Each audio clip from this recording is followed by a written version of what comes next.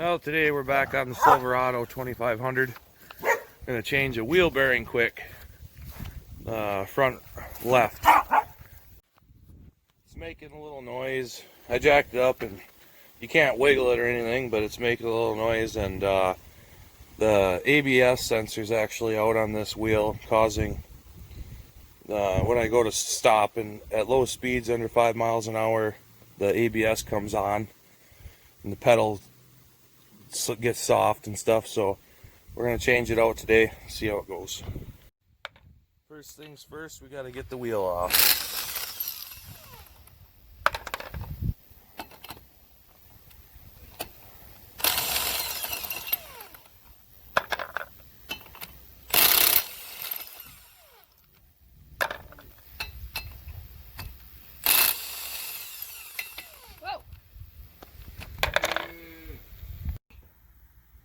So first thing you gotta do is get this dust shield off. To access your axle nut bolt, you can use a pry bar or a chisel or a screwdriver.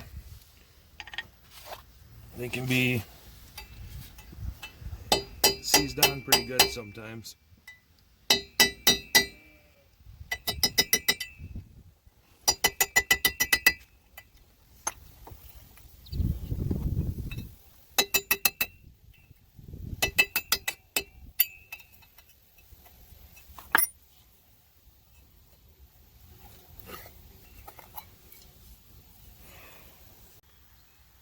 So the next thing you're going to want to do is get this axle nut off.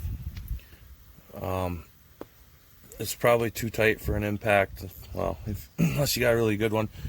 You can either have somebody hold the brake to break it loose with a breaker bar, or you can stick something in here, screwdriver or something, to hold the wheel from turning when you break it loose.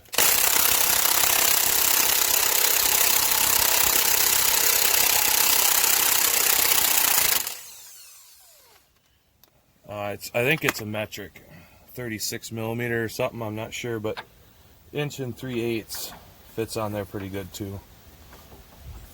Next thing you want to do is take out these two bolts they're holding in your caliper and caliper bracket. They're 21 millimeter. There's one up here, one down here. Pull your caliper and everything off. Set it up there on the A-arm. Get it out of your way. And you can pull the rotor off.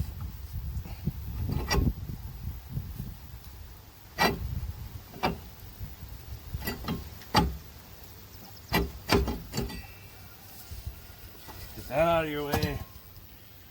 Now, I believe there's 3 or maybe 4 bolts on the back holding on your bearing.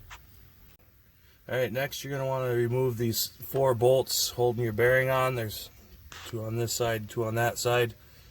Whether or not you live in the rust belt will determine your success. I actually ended up having to pound a 9/16 onto this one because it's so rusty, everything was gone. Couldn't get a grip on it. So that is your next step. Of course, none of these videos would be possible without my helper, so I gotta give thanks to her.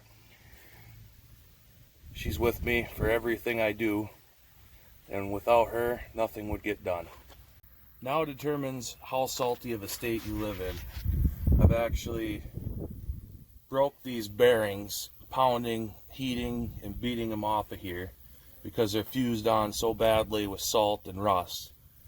So you can beat it with a hammer, get behind these mating surfaces with a chisel,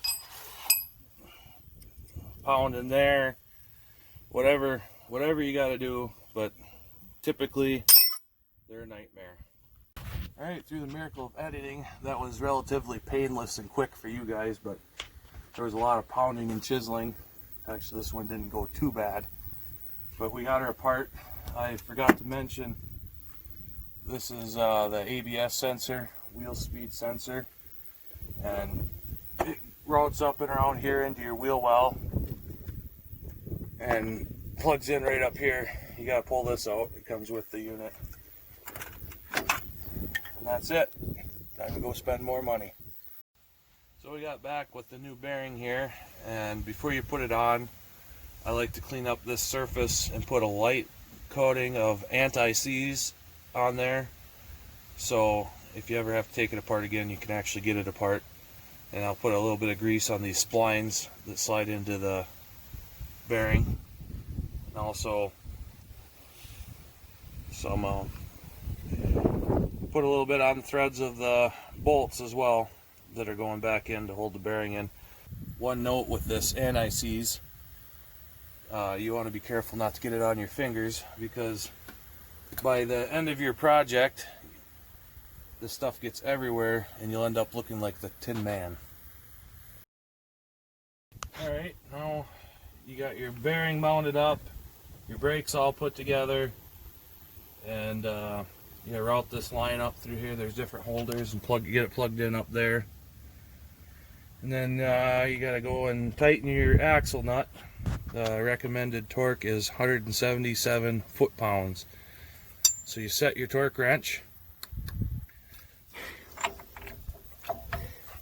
and you can put a chisel or punch or something in there to hold it, and just go to your wrench clicks. Alright, now that you got all that back together, you should be good to go. They're all set. All you gotta do is put the wheel back on, tighten her up, and you're good to go. Thanks for watching.